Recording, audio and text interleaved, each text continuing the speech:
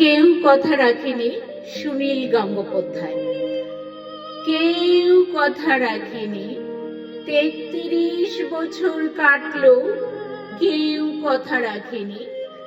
ছেলেবেলায় এক বৈষ্ণবী তার আগমনী গান হঠাৎ থামিয়ে বলেছিল, শুক্লা দ্বাদশীর দিন অন্তরাটুকু শুনিয়ে যাবে।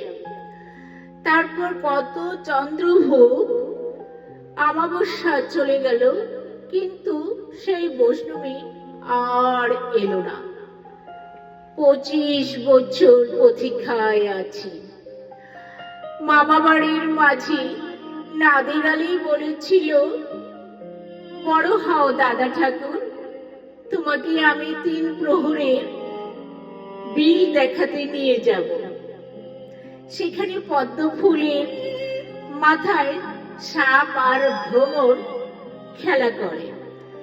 নাদির আলী, আমি আর কত বড় হব, আমার মাথা এই ঘরের ছাদ ফুরিয়ে আকাশ স্পর্শ করলে তারপর তুমি আমায় 3 প্রহরের বিল দেখাবে? একটাও রয়্যাল গুলি কিনতে পারিনি কখনো।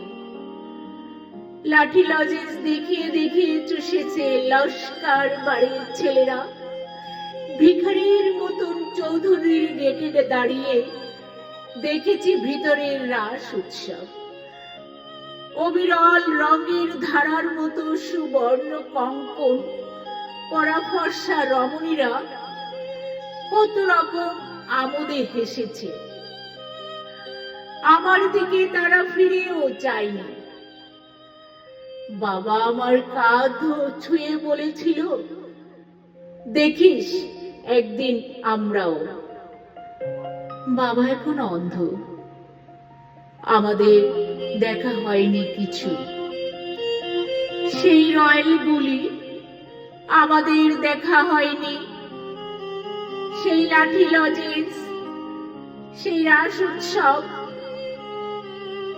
আমায় কেউ ফিরিয়ে দেবে না। বুকের মধ্যে সুগন্ধি রুমাল রেখে করুণা বলেছিল, যেদিন আমায় সত্যিকারে ভালোবাসবে সেদিন আমার বুকেও এরকম আতরের গন্ধ হবে।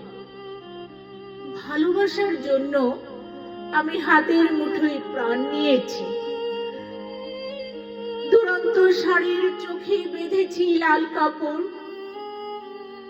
বিশ্ব সংসার তন্ন তন্ন করে খুঁজে নিয়েছি 108টা নীল পদ্ম, তবু কথা রাখেনি বরুণা।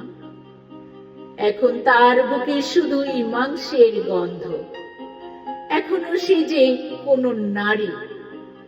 কেউ কথা রাখেনি, 33 বছর কাটলো, কেউ কথা রাখে না। ধন্যবাদ সবাইকে।